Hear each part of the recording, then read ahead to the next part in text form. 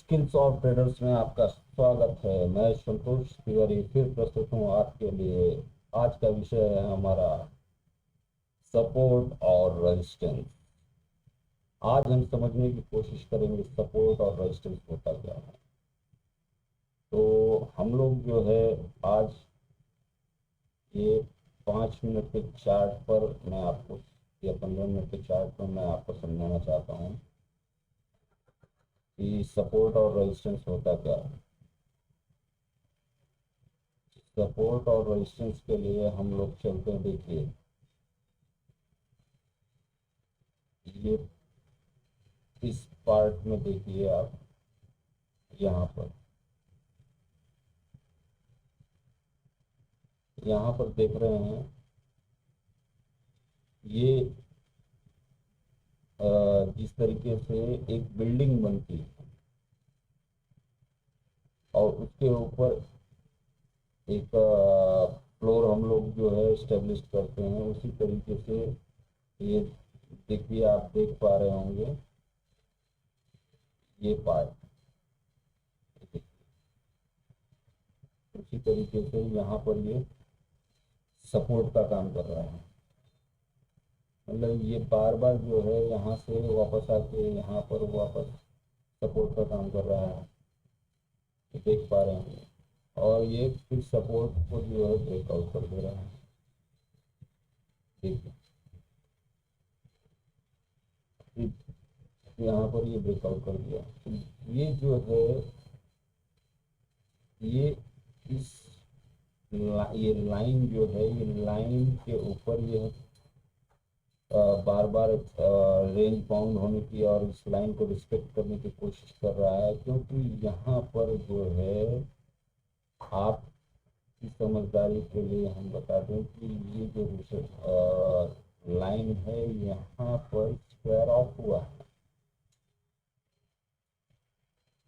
आप इस चीज को समझिए। और यहाँ पर ये स्क्वायर ऑफ हो गया है पूरा। इसके बाद में ये लाइन के नीचे आया है तो ये नया नया रेंज बनना चालू हुआ है। इसको बोलते हैं वाइप आउट। देखिए अब ये देखिए ये इसके नीचे ये नया रेंज चालू हो गया। देखते जाइए क्योंकि यहाँ से चालू हुआ ये यहाँ पर ये पार्ट में जो है इसको पूरा खत्म कर दिया और यहाँ पर इस पार्ट में इसको खत्म कर दिया।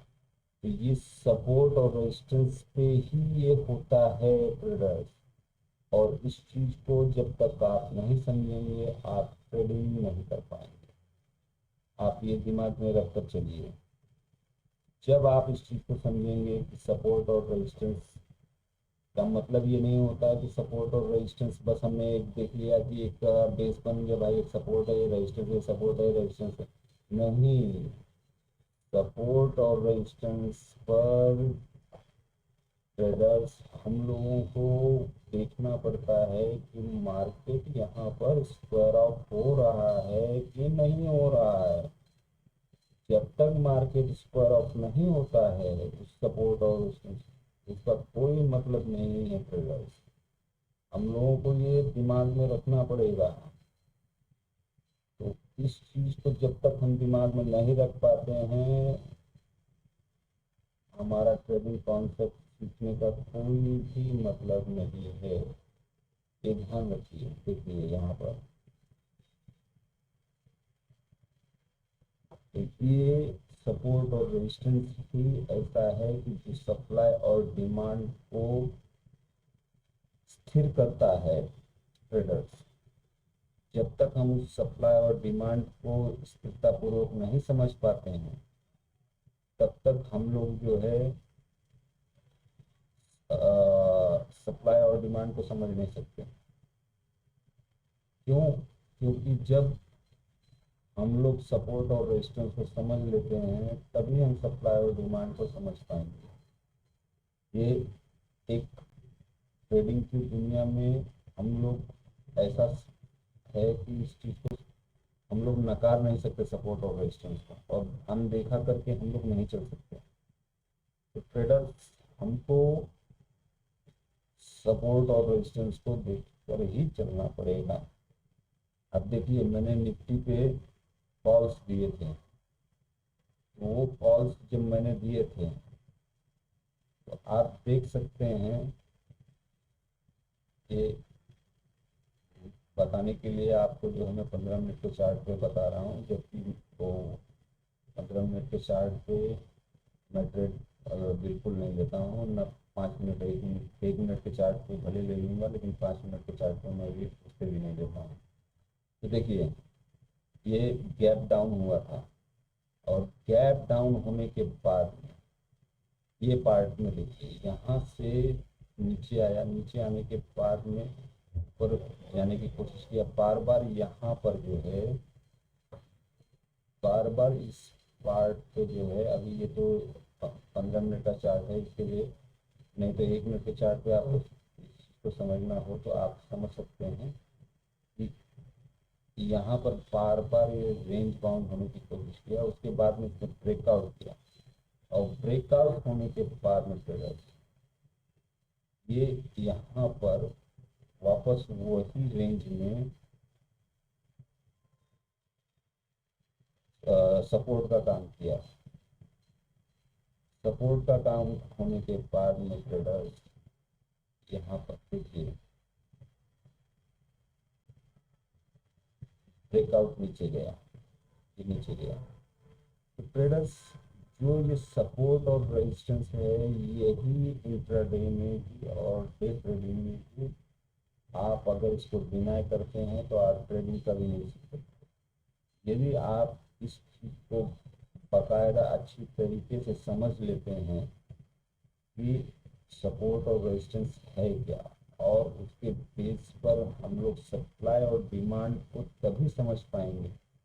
यदि हम लोगों ने सपोर्ट और रेजिस्टेंस को सही तरीके से नहीं समझा तो हम लोग सप्लाई और डिमांड को नहीं समझ सकते। ये लिख ले लीजिए, क्योंकि जब सप्लाई और डिमांड है खाली एक इकोनॉमिकल बेस है कि इकोनॉमिक्स में हम लोगों को सिखाया जाता है भाई सप्लाई क्या है, डिमांड क्या है, जब लेकिन उस सप्लाई और डिमांड को हम लोगों ने रटा रटाया देख लिया, लेकिन रटा रटाया देखने के बाद में हम लोग ये नहीं समझ पाए, लोग ये नहीं समझ पाए कि उसका यूज कैसे करना है।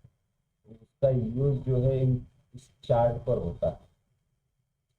आप इस चार्ट पर देखिए, ये देखिए यहाँ पर ये देखिए, ये यहाँ से नीचे आया, फिर यहाँ से देखिए इस पार्ट से देखिए वापस इस पार्ट से ये ऊपर गया, ये सपोर्ट का काम इसने किया, देख पा रहे हैं आप। वापस यहाँ से सपोर्ट का काम करेगा, यहाँ पर देखिए किया, फिर वापस गया, फिर यहाँ से जो है इसने इस रेंज को तोड़ा हुआ। तो जब आप उस रेंज को जब तक नहीं तोड़ते हैं तो सपोर्ट और रेजिस्टेंस का काम कंटिन्यूस करता रहता है। तो ट्रेडर्स इस चीज़ को, इस कॉन्सेप्ट को आप समझिए। जब आप इस कॉन्सेप्ट को समझेंगे तो आपको सप्लाई और डिमांड समझ में आएगा। क्यों?